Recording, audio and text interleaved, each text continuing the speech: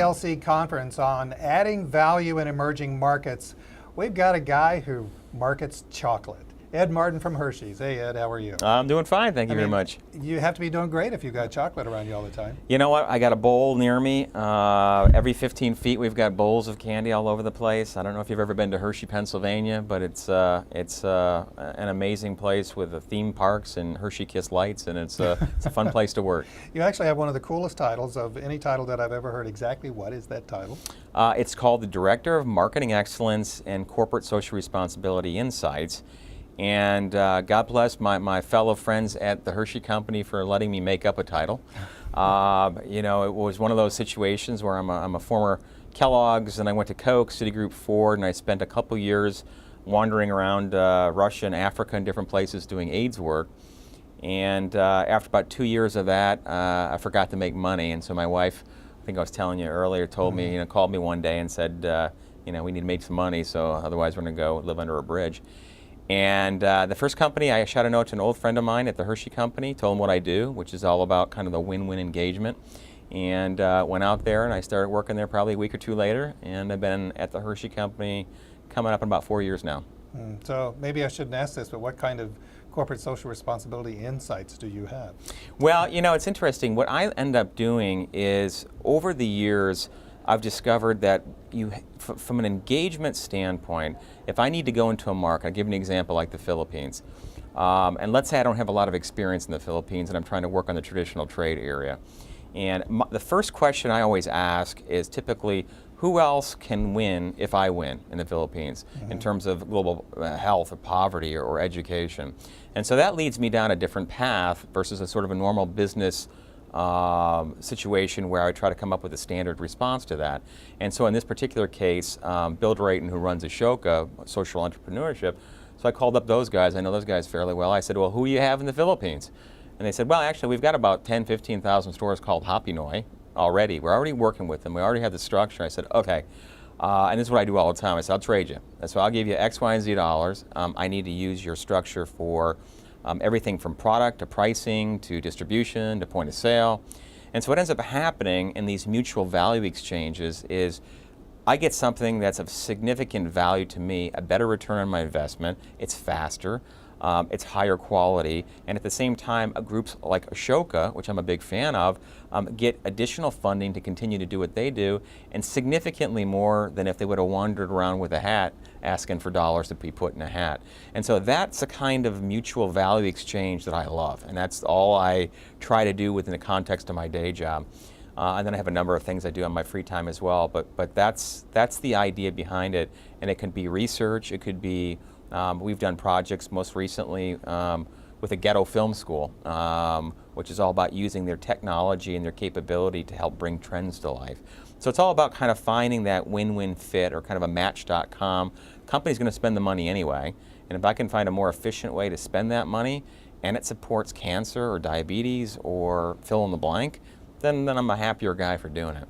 This seems like a different sort of business model than a traditional NGO or a traditional business. Vastly different, and actually I've been trying to get this done for 7 or 8 years, and it came out of a frustration when I was working in the AIDS world, asking some of my really close corporate friends for money from really fantastic AIDS programs. And I used to get back the same answer all the time, which was like, God bless you, brother, but I don't have any money for you. And I got so frustrated, I decided, okay, well, I'm not any good at this, clearly. There's got to be a way where people actually want to give me money. How does that work? And then I realized, like, okay, well, there's trillions of dollars floating around in the global marketing and global business space. It's harder and harder to engage consumers every day. People TiVo our ads, or it's just harder to engage. People can tune us out a lot easier. And most everybody, for the last 20 years, have traveled the world around and around and around, and most people care about something. And so if I could find something where they deeply care about it, and they're willing to engage or opt in with me, and I'm able to do something for them, and it's very transparent. We say, well, this is what I need, this is what you have. I don't have any extra giving money, but I've got to go into Kenya, or I've got to go into Ghana and get an understanding of what the automotive market looks like. And I work a lot with students in free enterprise as well.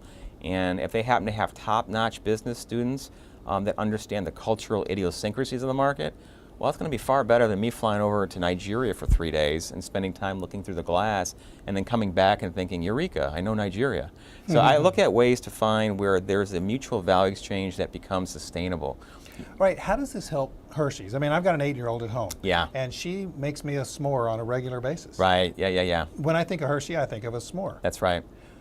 What you're talking about, I'm not hearing Hershey in there, but maybe it is. It is, because we look at it from a number of different capacities. So from a Hershey perspective, let's say, for instance, I want to go into the Mexico traditional trade market, or I want to go into the Chinese traditional trade market. Hershey is a big brand, admittedly, in the United States. And in Canada and Mexico, we have decent-sized business. We're not so big in India, we're not so big in China, we're not so big in Brazil, but we're growing. So how do I approach that market when I've got competitors who've been there forever and entrenched? If I'm in India, I've got Cadbury, who's the de facto Hershey of India. So I've got to go approach my market vastly different ways. And if we're talking about developing markets, we're talking about entry market strategies, I do it based on the currency of relationship. I go and I find different ways to work with people in terms of distribution channels, in terms of how I collect my insight, how I market.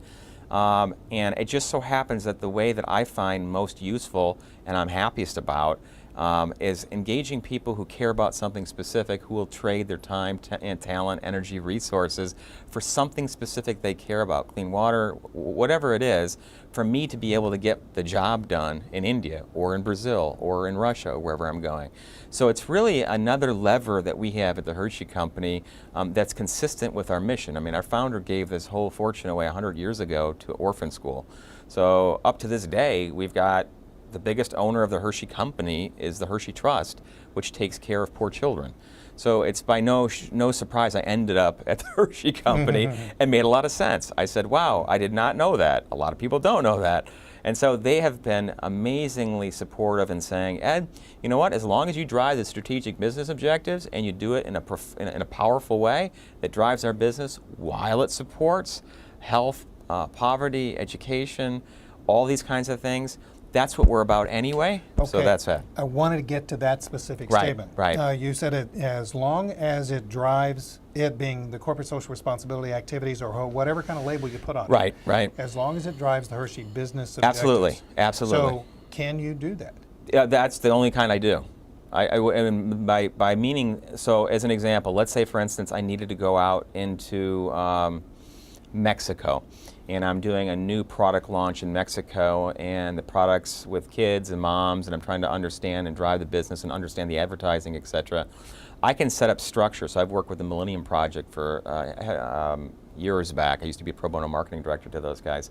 And I said, okay, they've got a hub in Mexico City. And I said, Concepcion, I said, I need to talk to 400 kids and moms in Mexico City and in Guadalajara, and I need to do it every month. I need to go through and I need to be able to do product development stuff and advertising, et cetera, et cetera. And all this I need to do. So the way that I set it up, it ended up being more efficient spend for me, while it drove funding into Mexican education and into the Millennium Development Goals effectively. So the reality is that it comes down to, it's a very easy proof.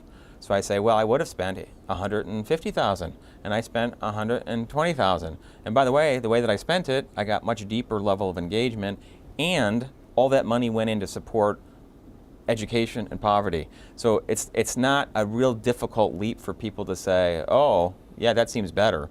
So it's cheaper, you got better stuff, and money went into education and poverty and women's issues and things like that. So that's the vast majority of the models that I use at the Hershey Company. You know, I got an odd title, but if I put my normal hat on, I'm basically at Hershey, I'm like a market research guy. You know, and so well, the last 5 countries that you've mentioned, yeah, Brazil, Russia, yeah, India, China, and Mexico. Yeah. You're here at an Added Value in Emerging Markets conference. Right. Are they all emerging markets? Well, certainly some are more than others. I mean, I would look at Mexico. We don't sort of, for us they are. For the Hershey Company, they're all emerging markets, and they are because we really haven't been there very long. And so as I go into China, as I go now, you got the BRIC. Everybody talks about the same kind of markets, but for us, we've been so powerfully aligned with the American consumer, and we do here. And we've been in Canada and of course in Mexico, and we've been in some other countries, South Korea and Philippines and things like that. But the markets that I mentioned, our competitors are really there. We're there, and so they're emerging for us. I guess that's the short answer of it. Well, here at the conference, the Business Civic Leadership Center has announced their Business for Good map, Yeah. and their International Business Core. Right. Do those tools help you in your work at Hershey? Yeah, matter of fact, that's why I was came in a little bit late. I'm working with a map right now, and for me, I'm a big fan of not recreating anything. And so now I've got this map where if I'm going to go into a particular market, and I know Dow's there, I know fill in the blank, Marriott's doing something, etc. I have now the capability of doing a quick read, going through Stephen and the organization here and saying, you know what, we're basically kind of doing the same thing. So is there any way that we can just make a quick email introduction? Otherwise, I would have probably spent, either I wouldn't have done it, or I would have spent several days trying to like Google who else is doing what. So from an immediacy impact, the map that Emily and the rest of the team put together has been extremely useful. From the International Business Core or Business for Good perspective, Hershey is very much moving towards that. How do we allow our employees with technical capability and expertise to have an impact in a particular developing market like Ghana and things like that? For two reasons, one of which is, of course, in those markets we source the vast majority of our cocoa, and we want those to become continue to be sustainable. But the other part of it is the vast majority of employees at Hershey come to Hershey and they work there because it's about the ethos of what the company's about. I mean, you can't be owned by the big chunk of our owners about poor children and without attracting people who want to have an impact. And so that's another way that we can have an impact, is by allowing employees to actually go into these markets and provide some operational expertise on some plants and things like that. We do a lot of work in West Africa around sustainability of cocoa growing.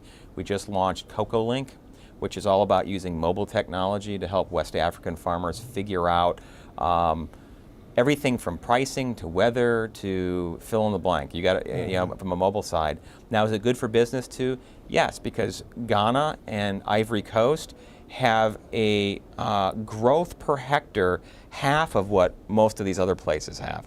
And so if we can up the sustainability, or we can up the efficiency of the cocoa, then we get the amount that we need, they make more money, quality of life goes up for them. So it's a virtuous circle, basically. You know, I have a feeling that we probably could talk an hour, but we only have just a few seconds left, so this is going to be the last question. Okay. It's 10 years down the road, and you're looking back. Yeah. Have you been successful at what Ed Martin wanted to do? Absolutely. I'm taking only yes for an answer. I'm obsessed with this stuff. I think about it 24/7. And I've seen enough success, and I've had enough collaborative partnerships now to know it works. And so when people ask me, I'm not a big theory person. I just actually operationalize it and then show the people. And it may not be perfect at first, but I'm a constant iterator. And so the answer to that is absolutely yes. I'm not going to quit until it is effectively had the biggest impact on the most people in need, and it did it in a way that's sustainable because it made money for company. That's the last word. Thank you very much, Ed. Thank you very much.